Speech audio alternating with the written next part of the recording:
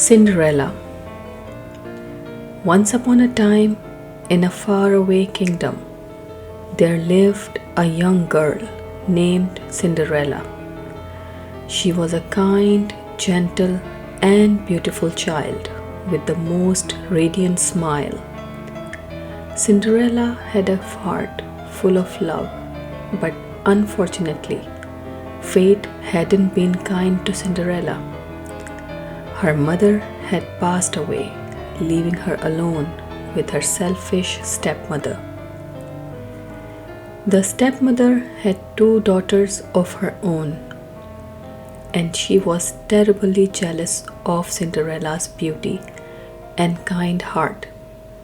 She treated Cinderella unfairly, making her do all the housework and dress in rags, while her own daughters wore fine clothes and lived in luxury. Despite the cruelty she faced, Cinderella remained kind and gentle, never letting her stepmother's unkindness change who she was. She would often seek comfort in the garden, talking to the birds and the animals, who had become her dearest friends. One day, the kingdom received exciting news. The prince was hosting a grand ball at the palace, and every maiden in the land was invited. Cinderella's stepsisters were overjoyed and spent weeks preparing their gowns and practicing their dance moves. Cinderella watched her stepsisters with a sad smile, hoping she might be able to attend the ball and experience a bit of magic she had heard about in her mother's stories. But stepmother insisted that Cinderella would stay home and continue with her chores. The night of the ball arrived, and Cinderella was left alone in her old clothes, while her stepsisters and stepmother departed for the palace. She sat by the fireplace, tears in her eyes, wishing for just a taste of the magic her mother had told her about. Suddenly, a soft, sweet voice filled the room. It was her fairy godmother, a beautiful figure surrounded by a soft, glowing light. "Why are you crying, my dear?" the fairy godmother asked. Cinderella explained her wish to attend the ball, but how her stepmother had been unkind and refused to allow her to go. The fairy godmother smiled and said, "Don't worry, my child, you shall go to the ball." With a wave of her wand, Cinderella's rags were transformed into a stunning gown, and on her feet she wore the most delicate glass slippers that sparkled like stars. Her fairy godmother turned a pumpkin into a magnificent carriage and mice into beautiful horses, so Cinderella could travel to the palace in style. Before she left, the fairy godmother gave Cinderella a piece of advice. "Remember, my dear, the magic will only last until midnight. When the clock strikes 12, you must leave the palace and return home."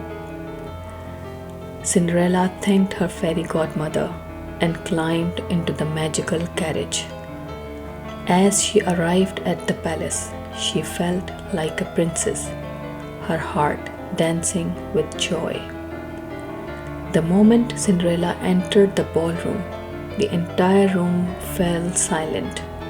The prince, charmed by her beauty, approached her, and they danced together like a dream. Cinderella was the happiest she had ever been. But as the hours flew by, she suddenly heard the bells of the palace clock. The first stroke of midnight sent a shiver down her spine. She remembered her fairy godmother's warning and knew she must leave. Cinderella hurriedly said goodbye to the prince and fled from the palace. As she ran down the grand staircase, one of her glass slippers slipped off her foot. She did not have time to retrieve it, and so, with only one glass slipper, she disappeared into the night.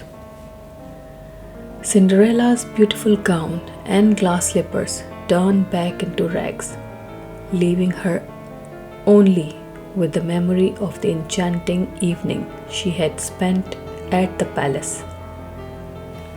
The next day, Prince was determined to find the owner of the glass slipper. He and his attendants traveled throughout the kingdom, visiting every home to see if the slipper would fit any young maiden. When they arrived at Cinderella's cottage, her stepsisters eagerly tried to fit their feet into the glass slipper, but it was too small for them, and their feet simply couldn't squeeze in. Cinderella watched, hidden from view, as her stepsisters attempted to trick the prince. Then she stepped forward and, with a hopeful heart, asked, "May I try?" The prince agreed, and as she placed her foot into the glass slipper, it fit perfectly. The prince's eyes lit up with joy as he realized he had found the maiden he had danced with at the ball. Cinderella's stepsisters were astonished and upset, but even though they were mean to her, Cinderella did not feel angry. Instead, she forgave them for their unkindness, as she believed that kindness was the most important thing in the world. And so, Cinderella was reunited with the prince, and they lived happily ever after, proving that goodness, kindness, and a loving heart could overcome the challenges life may bring.